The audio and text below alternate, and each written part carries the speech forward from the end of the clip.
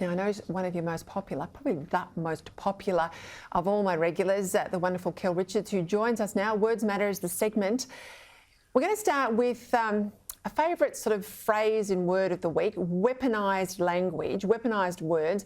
And I'll use another word we're going to talk about, or a phrase actually, hate speech, because that's a good example of what we mean when we say weaponised expressions, isn't it, Kel?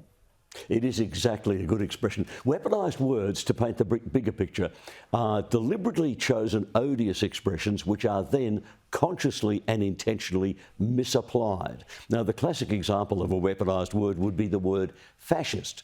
Fascist means totalitarian, and it is deliberately, consciously misapplied to people who are conservatives in favour of small government and less regulation.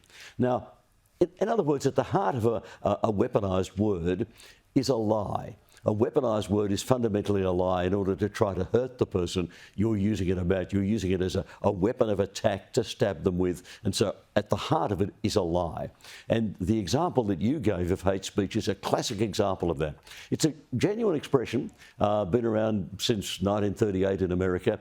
And the classic meaning of it is expressing hatred and encouraging others or inciting others to hatred. But that's not how it's used. In the weaponised form, hate speech just means disagreement. You disagree with me, I'm labelling what you say hate speech.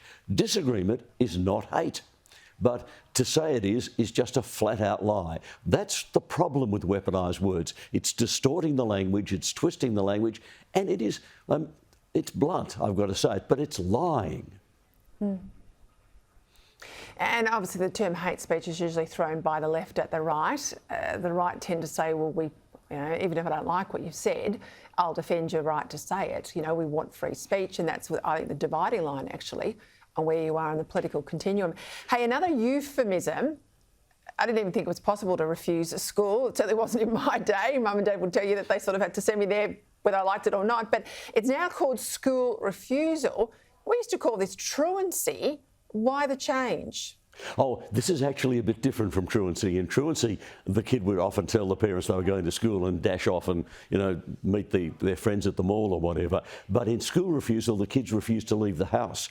And there's a belief that it's to do with anxiety, it's to do with depression, and it grows out of COVID isolation and home learning from COVID. So there are children nowadays struggling with some sort of emotional problems, probably related to agoraphobia, and they just can't leave. I actually know a woman whose daughter is in high school and simply will not go to school. Counselling will get her to go for a few days, then she refuses to go again. So school refusal is a distinctive thing. Can I just jump in there? So is this agoraphobia she's got, agoraphobia in the general sense, like won't leave the home, or is it just related to not leaving the home to go to school? Does she go out and see her friends and all the other things?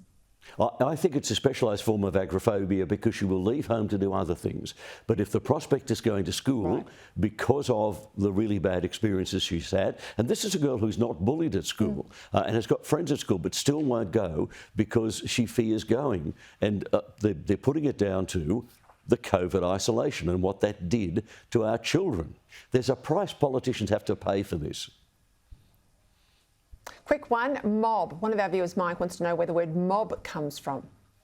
It comes from the idea that a rioting crowd of people are mobile. So mob is an abbreviation of mobile or mobility. A mobile crowd is a mob. In Australia, and only here, we gave it a more cheerful meaning. We apply it to animals or people, my mob, your mob, mob a sheep. But it originally meant a rioting crowd. Well, I like our definition, not the majority of overseas. Yes. You're fabulous, Kel. We'll get through some more words next week. Look forward to it then. Kel Richards, head to his website and you'll be able to get all the detail. Actually, go to my Instagram as well and we'll be able to take your words on board. Look at them next week.